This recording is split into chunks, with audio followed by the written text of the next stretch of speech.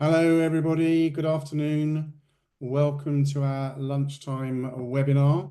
So we're joined by colleagues from Denmark to learn a little bit from them about how they have advocated for and then legislated for embodied carbon.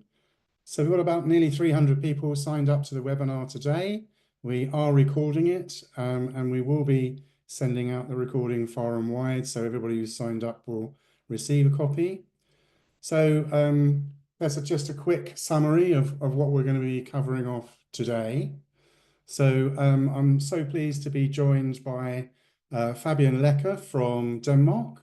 And I'm also joined by colleagues Will Arnold and Tim Den Dekker, who are one of the co-authors of Part Z. And we'll talk a little bit more about Part Z. I think everybody on this call knows what Part Z is, but it's mocked up to look like the building regulations to encourage government to say, yes, okay, we've got this, it looks like Part L, let's introduce Part Z into the regulations. So here's the program for today. So we're going to have a quick intro from myself, and then we're going to hand over to Fabian in Denmark to talk us through their process. And then we'll have a bit of a Q&A with Tim and Will, and then we'll make sure that we wrap up at 2 o'clock and let you crack on with your day.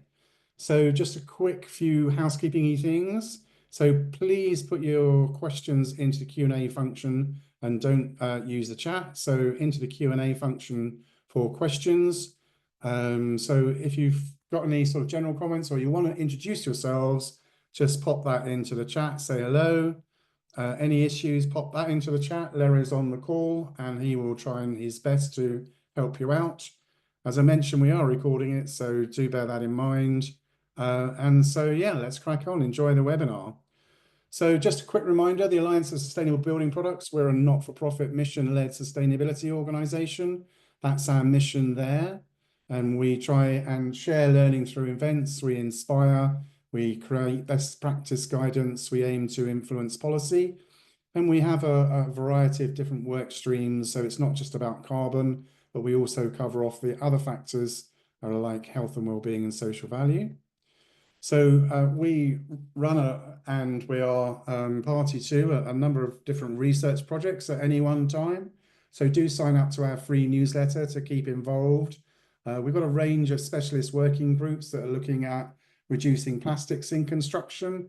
We've got healthy paints and finishes and natural fiber insulation. And we've just started one looking at lime.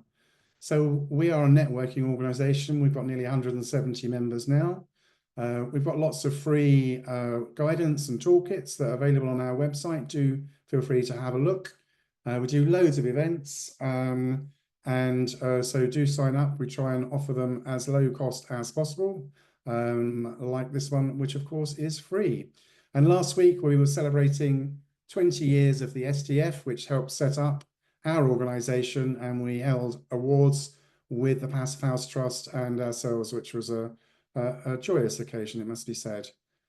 So, and just a quick reminder, something that's really vital if we want to be moving ahead and using more bio-based products, we've got to learn how to reuse more bio-based products at the end of life. So we've got a webinar just on that. So just a quick reminder there. All right, so that's me done. That's my introduction. So I'm going to now hand over to Fabian, who's going to share his screen and talk us through a little bit how the reduction roadmap came to being, and then talk us through the process of what they did to advocate for it, and then how they convinced government to legislate. And then I suppose really importantly, and what I'm really interested in is the effect of that legislation and how has that impacted upon things like cost, timelines, and that type of thing. That's the sort of thing that our government is slightly concerned about around this embodied carbon proposals and proposing to legislate. So Fabian, thank you very much for joining us, and over to you. Thank you very much. Yes, those are very important points that I'll try to mention as well. And yeah, and then we also have the Q&A if there are more questions to touch upon this. But yes, hello everyone. Good afternoon. I'll talk today about the reduction roadmap, the Danish initiative, as mentioned.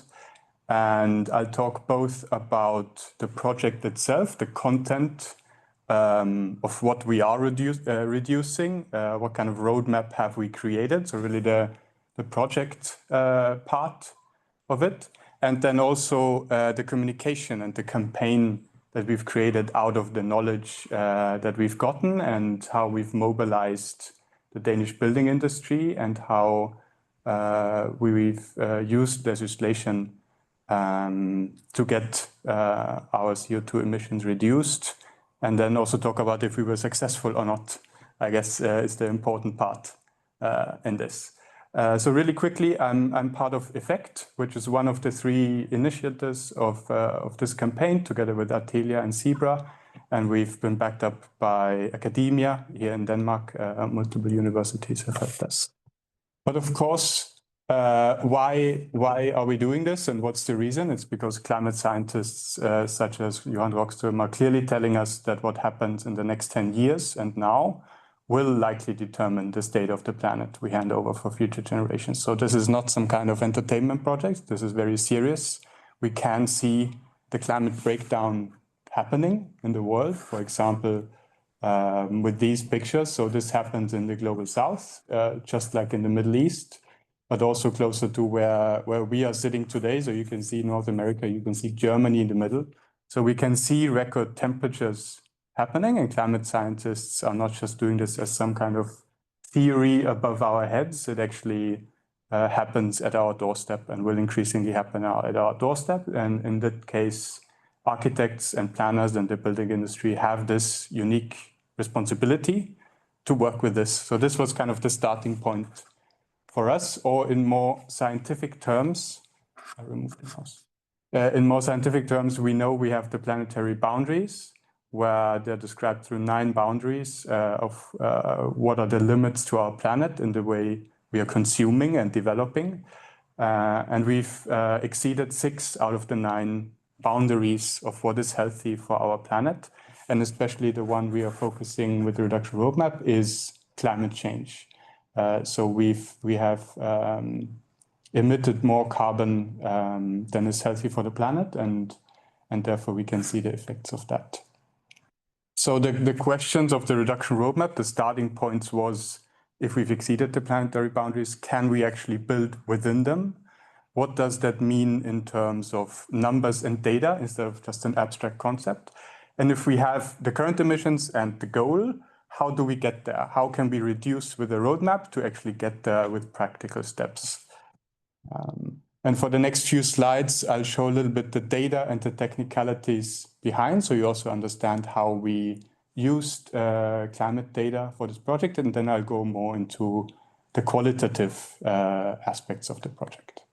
So one important point is that we've based all our work on climate science, so it's specifically based on this white paper by Aarhus University that have defined what is the safe operating space, where would we be fine in terms of emissions. And this was our starting point of the emissions that we have currently.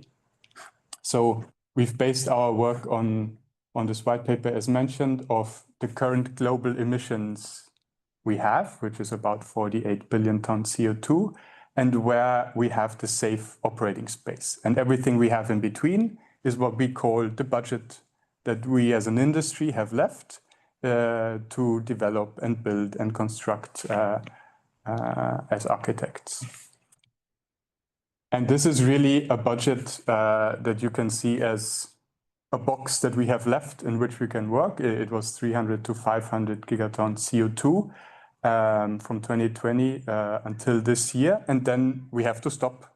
From one day to the next, we would have to stop in order to be within planetary boundaries. And this is, of course, a huge task, which is why we've created this roadmap where you step by step reduce and you get the industry used to new limits, and we can see changes in society and in the industry by each year instead of an abrupt stop according to climate science. So it's really a slow introduction of these limits over many years.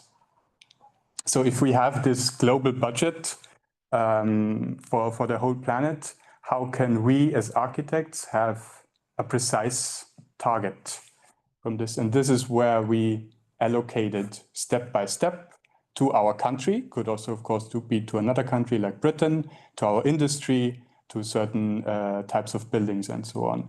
So this is what I meant before. We have a global emission today, and we have a global limit. And Denmark is a small population compared to the overall, so we can have a percentage of the global emissions and the global limit. So we went down to the country level. What are the national emissions, which is 45 million tons CO2, to a national limit according to this planetary boundaries framework. And then you can do that step again for the industry. So the Danish building industry has a part of the emission share, just like all other industries in this country, and should therefore have an equal limit as well. And there we're already in the building industry saying this is how much we are allocated in a fair way. And we can do that exercise again of going into housing. Let's see how much housing here per square meter then are we allowed to have. So we really get one actionable number that we can then also put into legislation.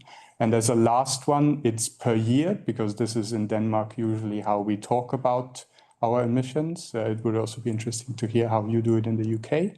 But we usually, when we talk about carbon emissions, we do it kilograms CO2 per square meter per year. So we really wanted to have that final allocation of a global limit and then a square meter limit for Denmark through this allocation step. So to summarize this, the current emissions we have in Denmark is 9.5 kilograms CO2 per square meter per year, and we need to get down to 0.3, so almost zero, basically. So now we already know a specific target for that. And then actually we had one more step because the world hasn't acted upon this. We've got an update of how much CO2 we have left. So we actually had to, from the initial roadmap, adapt our roadmap to the newest climate science. So of course, these are, if we depend our project and connect it to climate science, we also constantly have to update. If, for example, an IPCC report comes out, we can update our roadmap. So it's quite a flexible framework in that sense. But basically, and you'll hear me say this number, I think it's the only number I'll mention from now on, 5.8. We really try to communicate according to Danish language. It's always 0 kilograms CO2 per year, per square meter per year. We try to communicate that 5.8 is the maximum, the limit that you're supposed to have on this roadmap to slowly get into the planetary boundaries.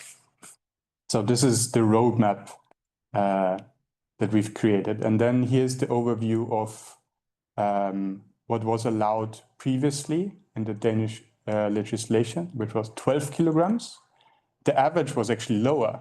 So the limit didn't really make sense since most buildings are way below it anyway. And we propose, if you update your legislation, set it at 5.8 kilograms for 2025 to align with the Paris Agreement. So this was really the outcome of the project, trying to show what is the precise target. And then our slogan was, in 2025, the building legislation can be harmonized with the Paris Agreement because we now have a number that you can write into law. And that should happen now because we have 25 now. And the mobilization I'll talk about is because the Danish Parliament was required to vote on a new limit. And that was perfect timing for us. Since there was going to be a new limit, we tried to communicate that make the limit based on the latest knowledge and data, like our project was. So we've previously were the first country to set a CO2 requirement for construction. We can also now be the first one to implement it according to the Paris Agreement, so climate science based. And that was kind of the initial first milestone of the project. But then since we realized there's going to be a vote on it, we launched the second part of the project, the multimedia campaign. So trying to build a movement around this. So we went out into the city and asked the entire building industry to please join the 5.8, the reduction roadmap mobilization and ask the industry to be regulated instead of asking the legislators to regulate. We wanted to mobilize everyone to ask to be regulated, to get regulations set on top of them. And for all the offices and organizations, we set this simple ask, write your organization into this. We all together sign this and then bring it to the politicians who actually vote on this. And we created a platform, the reductionroadmap.dk, where everybody can engage with us and see the latest update and how many have signed up. And then we also slowly lobbied at the parliament and the ministries to show them that there's a lot of support. And up here you can see the parties that we talk to, the most common Danish parties and the ministries and the industrial representatives here in Denmark. And then what we saw is that slowly we did get a lot of media attention, and slowly there was a lot of articles in the building industry talking about this. And there was this huge debate about it. And we ended up having 650 companies and organizations support that we should have these emission requirements, which is for a small country like Denmark, that's quite a lot. I'm sure the number would be bigger in Britain, but for us, that was a big part of the building industry that asked for it. So we made this website trying to keep track of everyone that signed up, trying to show this weight that we have. And we had all the big manufacturers and contractors there. We had the big engineering offices and the big architecture offices, as you can see here. And I remember that we were cheering when Copenhagen Kommune, when the municipality signed up from Copenhagen, and then a lot of other followed. So we really had this movement building, that kind of a tipping point. In the end, everybody wanted to be part of it instead of outside of it. So we really turned it around. And here you can also see all the big pension funds and developers who then were part of it. So before I say what the outcome was, maybe it's quite an important learning point of how on earth has this mobilization happened and what are kind of our key learnings and key takeaways for other movements to maybe be inspired by and adapt to their cause. Of course, it was a lot of hard work, but it was also something that we call branded activism. So turning this minority insights of climate science into majority action. How can you translate something as complex and unactionable as climate science into something that can actually be used by the masses? And I'll quickly go through these points here as well that we kind of have, as the main strategies. So first one is to show the reality of things, to first embed people in what is the seriousness of the climate breakdown and the climate collapse that's happening now. Because often, I think in legislation, we end up becoming so blindsided to the issue that we forget to zoom out. So our first communication point was to zoom out and kind of mention the bigger story. And then, as I said, translating, of course, we could have just shared the PDF that we got from the universities according to climate science, but we translated it into something that is readable and understandable by a broader mass, as the building industry is. And then this third point is that we created the Reduction Roadmap, which is now actually a non-profit organization, and we created, going down to the detail, we created a font and a color scheme and a clearly recognizable visual to really feel like there's a movement going on within this project. And as I mentioned, it was these three offices that started it, but it was important to be backed with the data by universities. So you achieve this third-party verification and this credibility when you talk to politicians, that this is not us coming up with numbers, but they come from Danish universities. So this cross-disciplinary approach is quite important, I would say. And then also one quite important point is what do you ask for? Are you just an information campaign, or are you a campaign that's trying to achieve a specific thing? So for us, it was really sign up to support this number. instead of a very complex 20-point manifesto or material catalog, we really tried to make it as simple as possible and more of a yes or no than a qualitative approach to what we're asking for. And then, yeah, just the simple idea of sharing it, of course, on social media, through websites, through social media campaigns and channels and newsletters. Yeah, as a traditional campaign would also do, of course. And then I will show also now, that is a typo, providing solutions, not problems. I will also show how this is already possible. So we're not asking something that's not possible, but it's something where there's already examples of how this can be done. I'll go into that in a minute. Then the last one, which I've also mentioned before already, is that we had a vote coming up. So what we asked for was connected to something that created pressure of they have to vote on it. They have to at least give an answer to our ask, be it yes or no. So to really have a pressure, in this case, we had the tightening of the CO2 requirements in the Danish legislation coming up. So that is really the summary of some really important learnings of how to create this branded activism.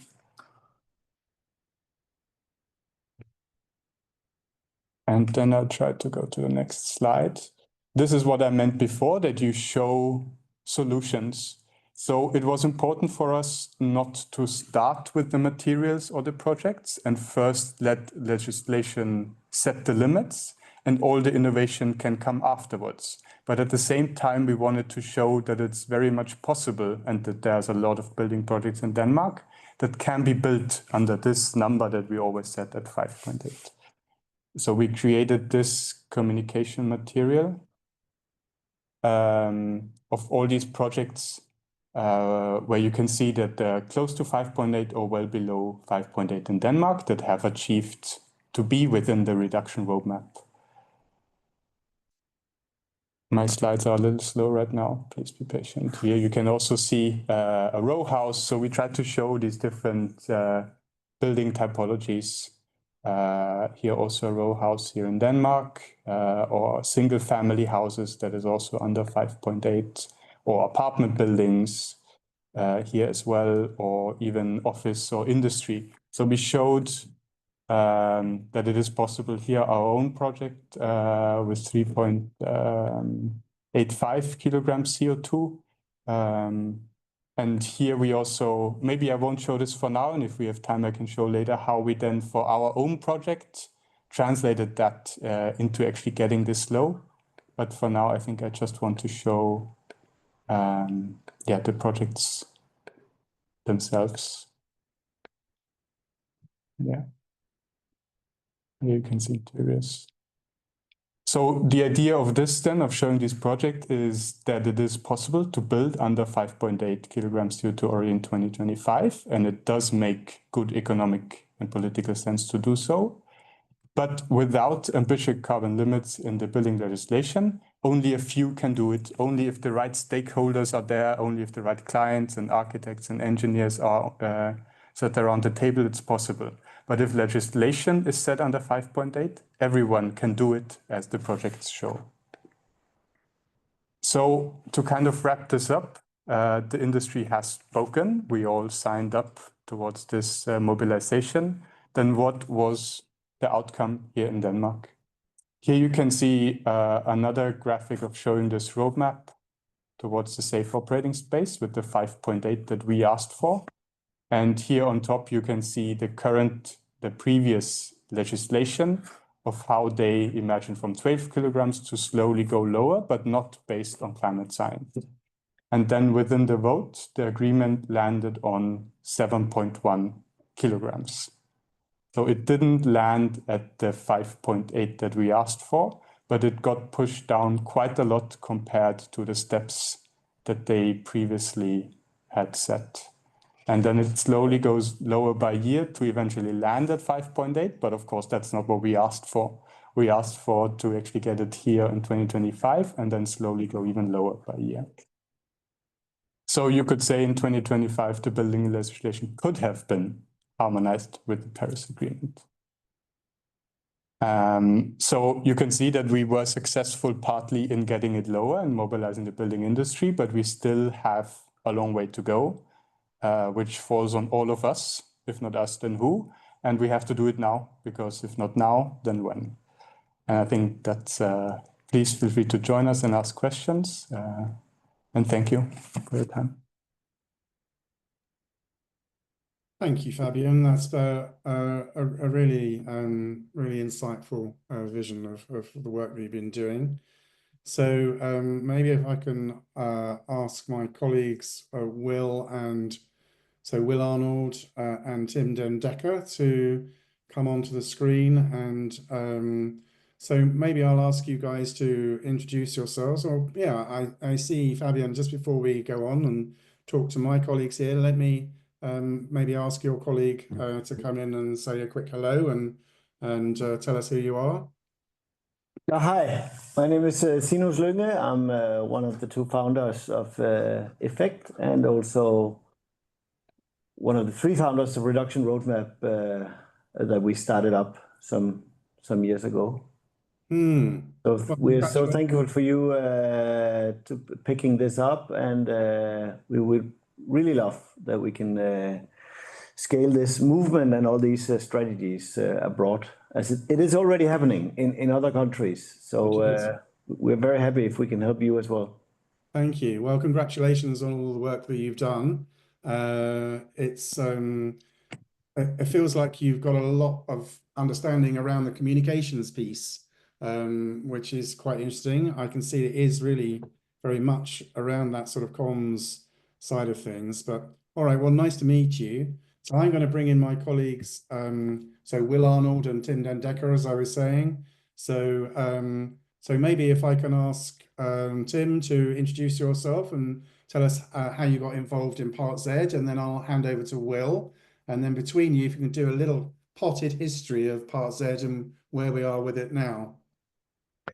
Yeah, thanks, Simon. Hi, Tim Den Dekker. I'm an associate at Field & Clegg Bradley Studios. We're a large architecture practice in Bath and London. How did this come about? We around about 2000, I saw an opportunity for our embodied carbon experts to talk to the UK government about things like embodied carbon, seeing that was not regulated, Part L regulated operational carbon, embodied carbon not. So I set up the embodied carbon group, got a whole lot of experts together, of whom which Will was one as well. We started our conversations with government. It soon became evident that the UK government have a lot of things they were trying to sort out, especially in the wake of Grenfell, things like fire safety and so on.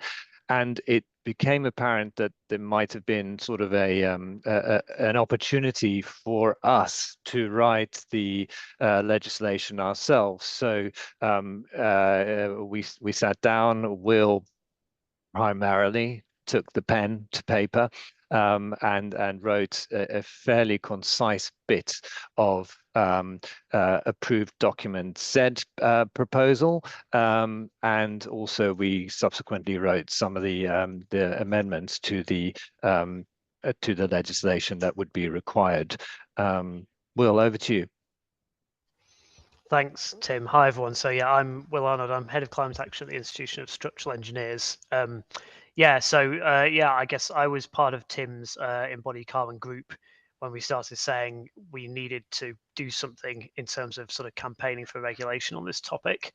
And it's interesting hearing from Fabian about that story, because the comms bit is as important as the technical bit, I suppose. And obviously leaves me wondering what more we need to be doing over here. We launched Part Z. We very deliberately in the early days made the document look very similar to an approved document, in the hope that it would sort of inspire people that this is possible and they could imagine it appearing in the actual building regulations. I think we pulled in our first 100 statements of support within about a month or so. I think we're now at somewhere between 250 and 300 statements, which I thought was pretty good until you showed us that you had 650 or so in Denmark, which is we've got some work to do over here, definitely. I think that, I guess what reflecting on what Part Z has done. I mean, we still have not got this topic into regulation, and we don't even have any sort of clear direction of travel from government on this topic, which is, you know, a constant sort of battle that we're still fighting. I think we would recognise that there has been progress on this. I mean, before 2021, which when Part Z launched, embodied carbon had not been mentioned at any point in Parliament ever. We know that because you can search for all the transcripts of what's been debated. And since then, there's been a number of debates where this has started to be discussed, both in the House of Commons and the House of Lords. We've seen 2 MPs try and put forward private members' bills to get this through. We've seen 1 MP and 1 Lord try and put forward amendments to other people's bills to try and get this through. So I do feel that, you know, momentum has slowly built up over time. And I think that particularly because the EU now has got this 2028 date coming in for mandating the equivalent of Part Z across the whole of the EU, it feels fairly inevitable to me that the UK will have to follow suit at some point. Otherwise, we're going to be a really weird outlier in what is fundamentally a global market. You know, we're not quite an island by ourselves. So I can still see it going in that direction, but we're not quite there yet. I think the last thing I wanted to mention just as we kick off is to recognise the amazing work that lots of local authorities are doing around the UK on this topic at a sort of local planning level. So we see, I can't remember what the last count was, 30 or 40 local authorities trying to do something about this in terms of planning requirements as to try and fill that gap at a national level. And maybe later in this conversation, we can talk about some of the downsides of this happening at an individual sort of scattergun thing. But I think that it's really good and really positive that people in those positions are getting behind this as an idea, Simon. No, sorry, I would, and Will, I would sort of PS to that and sort of set the context a little bit more for Part Z. We do, in terms of embodied carbon standards, we have that in the UK. We've got the RICS professional standard, which has now sort of gone from proposal to actually being adopted as the standard. We've got a whole series of other initiatives, such as the UK Net Zero Carbon Building Standard, the Built Environment Carbon Database, etc. We've got a whole lot of tools, many of which are freely available to measure embodied carbon and whole life carbon available. And in terms of our supporters, which we've spoken about, is they're all, we have almost unanimous support, whether it be public or privately expressed, as our developers, contractors, and investors calling for a level playing field, right? If everybody's playing to the same rules, it makes it much easier for people to sort of further to progress towards those climate Paris targets. Okay, lovely. Well, I think we should make the most of our time with Fabian and ask Will and Tim if you've got any searching questions really to ask of our colleagues in Denmark. So Will, over to you first. I see you've got some burning question there. Yeah, I mean, my bigger question is more around the comms and how, you know, what did you do around that? But I think before we get to that, I think just for the purposes of, because people listening are largely going to be based in the UK, I think it's just worth us doing a quick translation on numbers so that we are all on the same page. And so, Fabian, I had 2 questions on this. One was, could you confirm what building lifespan is assumed? You know, so what would you multiply the 7.2 by, or whatever it is? And the second question is whether you treat sequestered carbon as part of that. So if some sequestration has happened, can you subtract it off the total, or do you treat it separately? Because in the UK, we would treat it as separate. Right. So the time span is 50 years, which is according to the regulations here in Denmark. I know that's different for other countries. I'm not sure how it is in the UK. And also on that matter, in Denmark, we don't measure the whole life cycle, actually. We measure A1 to A3, B4, B6, and then C3, C4. So there's still some of these missing for a bigger picture, and that will also then increase the number, I guess, eventually. And sequestration is included as well. So that's subtracted. Okay, so if you were to build in timber, you effectively would end up treating that as a carbon negative material in terms of meeting those limits. Is that correct? Yes. Yeah. Okay. I think this is worth people knowing, so that because so 5.8 therefore is 290 kilograms of carbon per square meter if you assume it over 50 years, which is very low. But of course, if you are taking timber as carbon negative, it becomes more imaginable as to how you can meet that than if you weren't. And this is not to discuss whether it should be or not. This is just so that people are aware of what these numbers mean, because we have different scopes for each other. I think that's really useful. Thank you.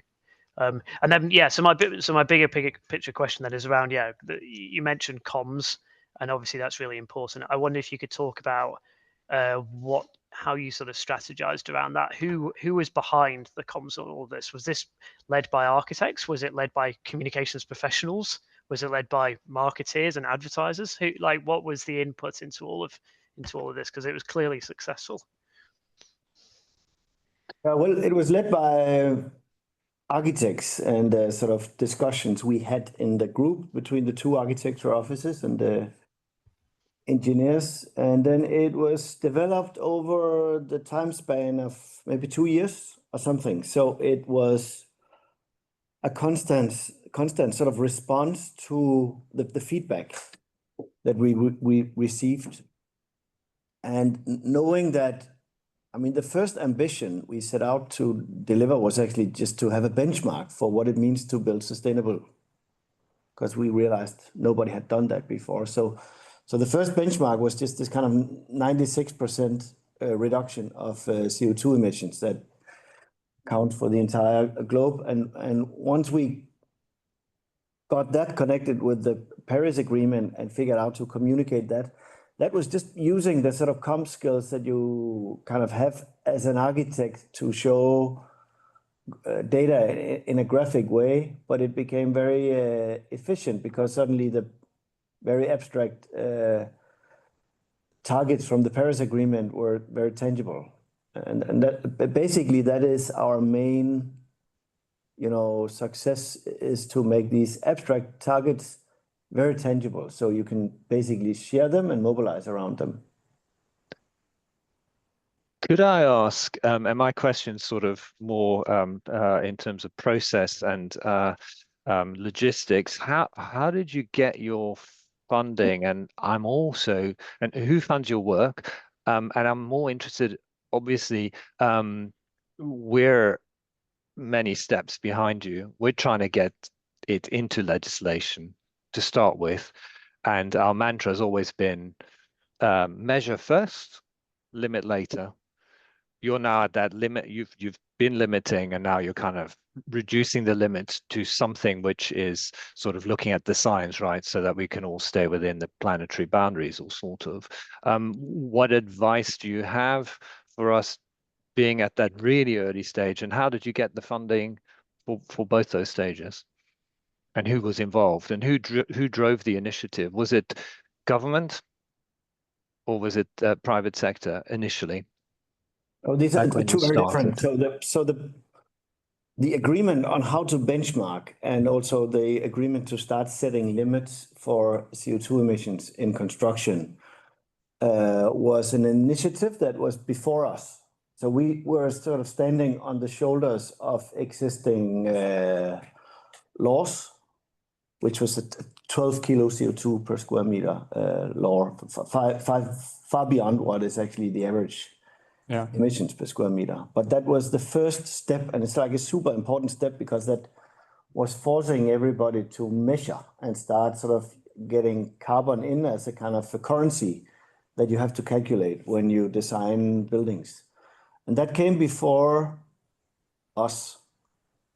So we were standing on the shoulders of that. So we had agreed on a currency and a language and a sort of methodology on how to calculate CO2 in buildings. And with all the flaws that had, it was a common language that we could sort of build upon. So I think that's quite evident that has to come first. I mean, you need to know what you're counting and be sort of in agreement on how you calculate the LCA. And hopefully this can go as a kind of become a European thing so that we can collaborate between EU, Great Britain, and also other European countries and get sort of aligned on this, because I think it's a big barrier still, that this is like now it's starting to get formalized in nations, but not across nations. So that's the first sort of barrier to overcome.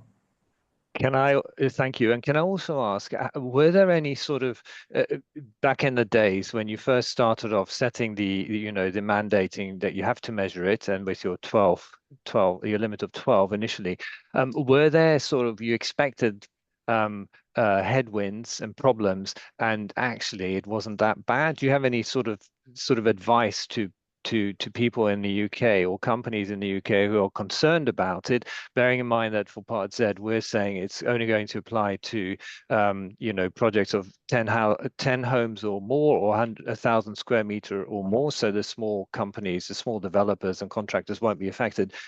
But what would you say to us, actually these things are not a problem? We thought they would be, but they're not. Well, I think what we learned, and so the next chapter is then us setting out to kind of find out where would be the planetary boundaries and how fast do you need to get there to stay within the Paris Agreement. Then the results became quite radical, and we were pretty concerned to go out with this roadmap, because we thought the industry is going to kind of chop our heads off. But what happened was that a lot of parties from companies, both in the consulting part, but also contractors and formal investors like pension funds and others, they were very interested in this because they already signed up to follow the Paris Agreement. So they just didn't have this kind of measurement. So we were surprised to see how many parties in the industry were actually welcoming this.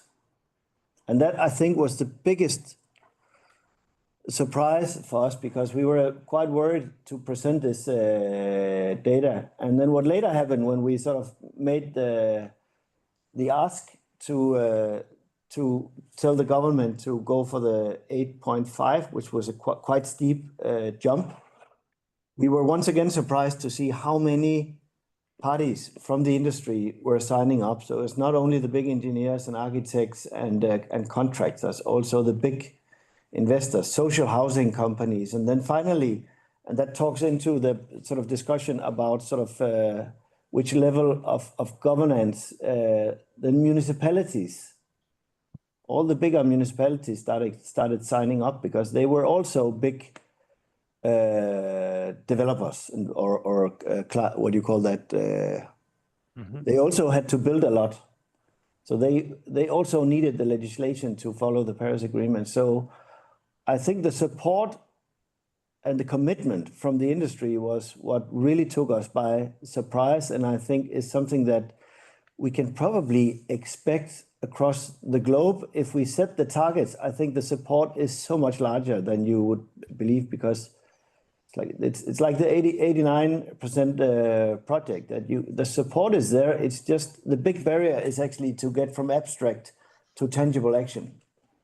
Yeah, and I think this is what we've seen from our conversations with the industry. We've hardly ever had anyone stand against the principle of regulating on this topic, or almost never. No. And the people who do, even then, they say, oh, maybe it's a bit too early, but we will need to do this at some point because it's 10% of the UK's carbon footprint. And to your point about, so what we call local authorities is, so we've got all these different planning departments around the country now trying to act on this topic to fill the void that's been left at a national level. And what we're actually seeing is, as a result of different local authorities having to write their own rules, they're all doing something slightly different to each other. And we're ending up with quite a mess in the UK, if we're being honest, where we've got dozens of local authorities with different sets of rules. And if you work nationally in this country and you're building one housing development in Kent and then another one, sorry, you don't know where these places are. If you build one housing development in the southeast and another one in the northwest of the country, and you've got two different sets of embodied carbon requirements, all of a sudden you've got to do different assessments. You might do a different design, which in the house building world is not efficient use of money at all. House builders prefer to have a small library of houses that they can replicate again and again around the country, and it's causing people a real headache. And I think that what we're seeing in the UK now is because of a lack of regulation on this. It's great that people are filling the void. That's very positive in principle, but actually it's causing more problems because there's no consistency, and we really need that consistency. And I think what I saw with what you were saying was, I guess that your equivalents to local authorities were getting behind the work you were doing because they're saying that gives us that consistent approach to this topic in a way that we can all then roll out, and the local authority acts effectively as the end client, if you like. And I think we'd see exactly the same in the UK. I really believe that. Because what you don't want, just to add to that, is a race to the bottom by local authorities to sort of, you have those authorities who are doing the right thing to try and meet the Paris targets, and those who are saying, you know what, actually we'd prefer to attract development because we won't be imposing those limits, and that you get people gaming the system, which is completely not what we want. No. I think also one important point to add is, of course, often that they argue that it's more expensive if you start limiting the construction and the CO2 emissions you can have. But I think that's also what I tried to show with the pictures in the beginning. We can start putting a price on the climate collapse. And a city like Copenhagen is already spending billions on climate resilience and mitigating climate change. So they're very aware that there is a cost already attached to this, and they're trying to outweigh that with regulations and future-proof.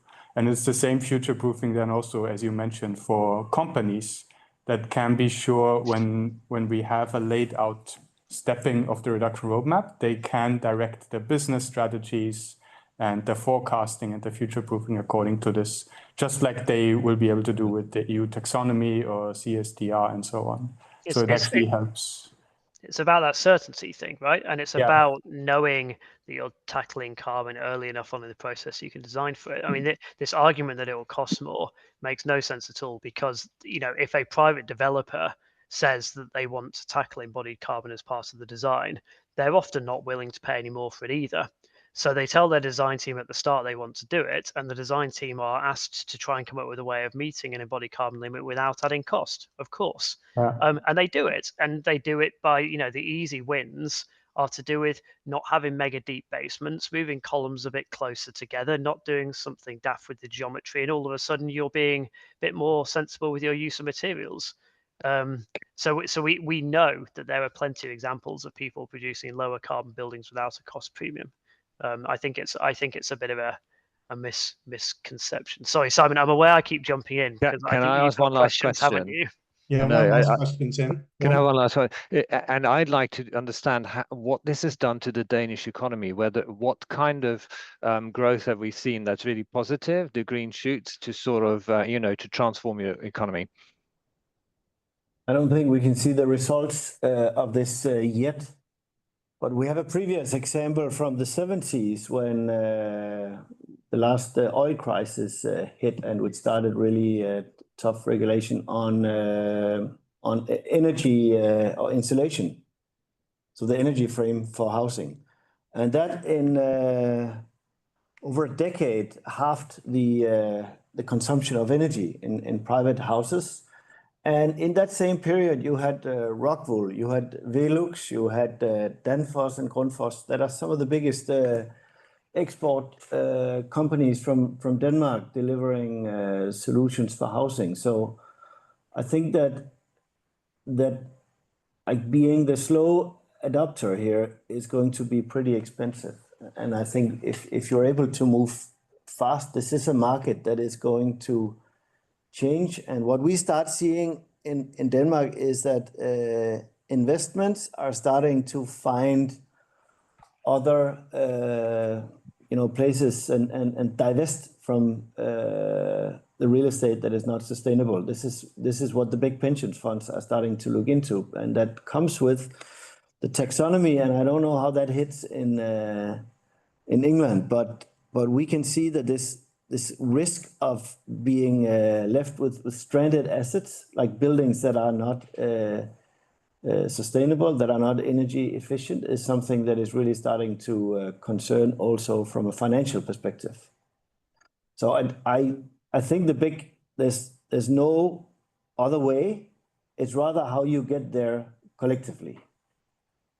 And I know you guys are probably of the same opinion, but these are important arguments also for the politicians, because they tend to be scared to create disruptions of the construction sector. But these disruptions are bound to happen. It's rather you can design your way through it, or there'll be sort of one type or another of kind of building stop. That's how I think it's the future we're looking at in the next decade or so. So I think that it's about sort of regulating your way through this rather than just waiting and seeing what happens.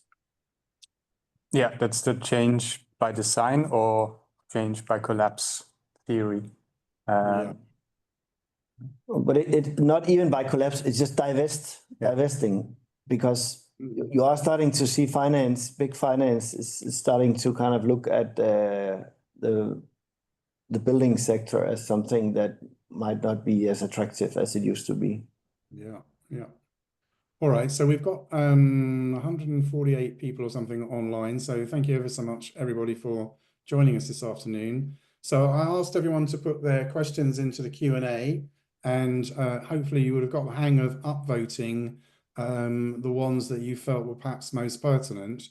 So I'm going to sprint through a few questions. So the one that's been upvoted the most from an anonymous attendee, the question is that they've heard informally from the English government that the barrier that they perceive to implementing embodied carbon regulation is that the construction sector is especially resistant to change. So do the speakers believe this is a reasonable reason for not introducing regulation? In a way, I think we've covered this off. I think Will Arnold has said that actually we've had nobody coming to say to us in public, face to face. I mean, maybe they wouldn't say to Will, we think this is a rubbish idea, because they know that Will is a strong proponent of it.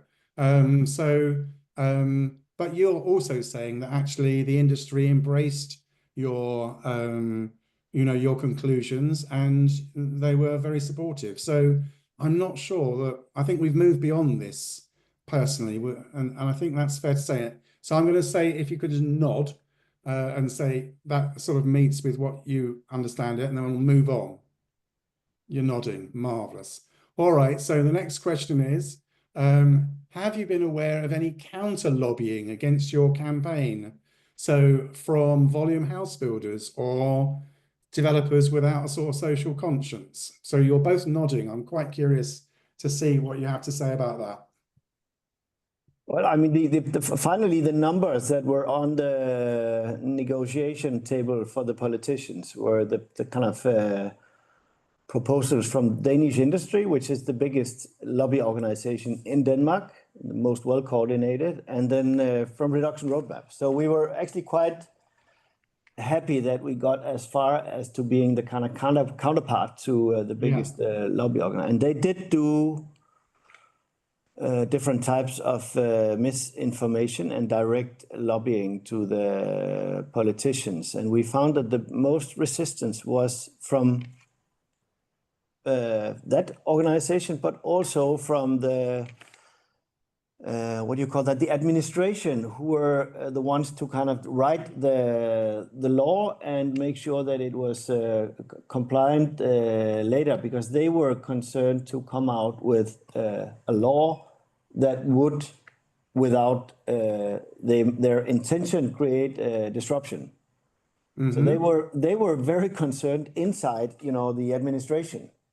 And they were it turned out to be, they were some of the more conservative voices, also sort of giving concerns to the politicians behind the scenes. So these were some of the concerns we heard also from the minister herself, was that they were concerned that this was moving too fast for some of the smaller companies. These were concerns that were spread from these lobby organizations and within the administration. Mm. Okay. All right. Lovely. Thank you. I think, can I just to add a thought on that? Yeah, I think it interests me how my experience on this sort of thing is that it only takes one or two people to speak up against something, and somehow that seems to outweigh the hundreds of people speaking for it.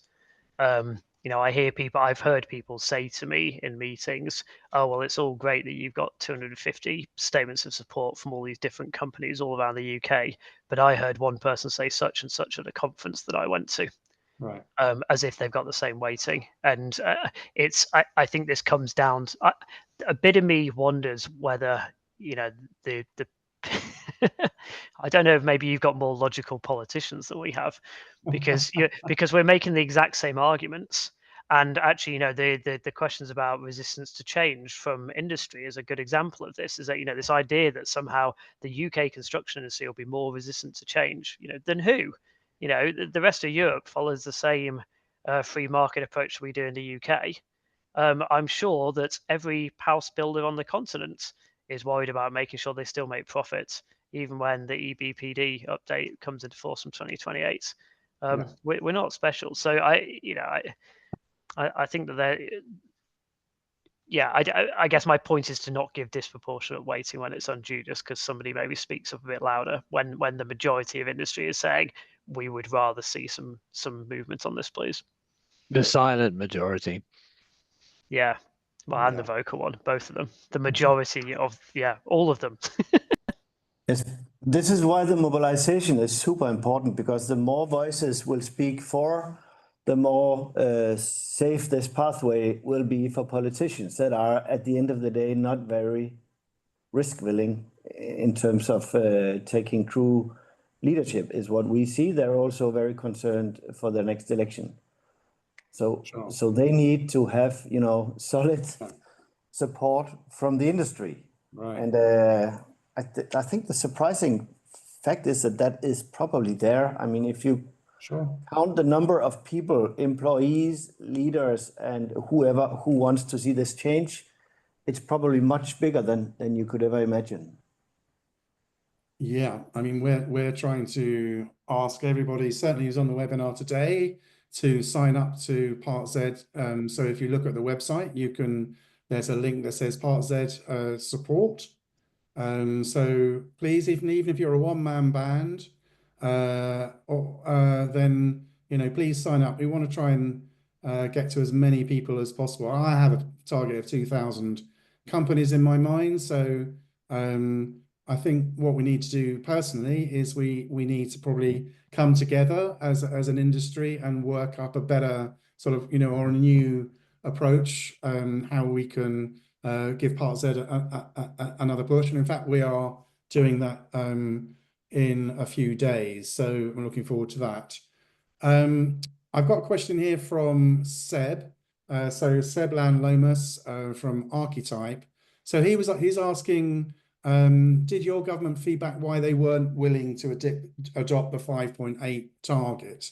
And so did they not think the industry was capable or ready, or was it just a sort of softening, if you like, a sort of compromise? Well, I think the first point to kind of mention when you look back is that they did make a 40% cut, and we wanted a 50% cut. Right. So I think most of the politicians thought this was a huge, the one that had been working for the 5.8 thought this was a huge victory. Yeah. It was only us who were outside of the government who thought this was a kind of lost, because I think we got quite far looking in hindsight.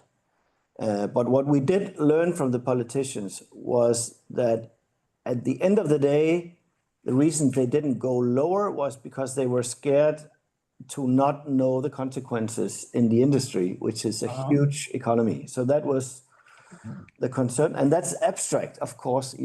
It's difficult to kind of foresee. But now that we are one step further, we can see that this did not change the industry.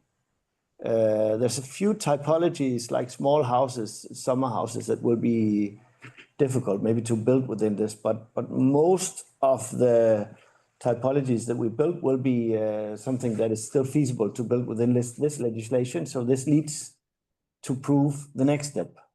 And I guess you just need to consider this a long fight. Okay, well, I'm rather disappointed to see, I don't know how this has happened, that it's 2 o'clock. And so our hour is officially up. I've got a last question here from Joe Giddings, Built by Nature, who's asked this question for me, who's saying who's best placed to lead a similar campaign in the UK. And I think it's very much a joint effort. So I said we're having a sort of industry-wide catch up in about 10 days' time to look at this. So if you're interested in joining that call, please just get in touch with me, drop me a note, and I'll send you over a diary invitation. So, gentlemen, I cannot thank you enough for your your amazing, sort of illuminative approach to this. I mean, we're so grateful that you've joined us today. What I would perhaps like to do is ask you to come back in the autumn, or perhaps a little bit later on, when you've got a sense of how the industry has reacted to these targets, and has there been any, effect? Has sort of costs suddenly shot up, or have costs come down? There is a possibility that low carbon and low cost go together. So I'd like to, but I'll follow up on an email and we'll sort something out. So without further ado, I would like to say thank you very much, gentlemen. So really appreciate it. Really nice to see you. Thank you so much. And I'd like to say thank you very much to my colleagues here in the UK as well. So Tim and Will, thank you so much for your time. I look forward to speaking some more on this subject. And in the meantime, I wish you all a fantastic afternoon. So thank you very much indeed. Thank you, Fabian. Thank you, Sinus. Thank you so much. Thanks, Simon, and the ASBP. You're very welcome. Yeah, thanks, Tim. Thank you. Thanks, everybody, for joining us. We'll send the recording around, and we'll try and get these questions answered as well. So thank you very much for putting your questions in the Q&A. I'm sorry we rather ran out of time, but we'll come back to this and we'll do something like this again. All right, everybody. Cheerio.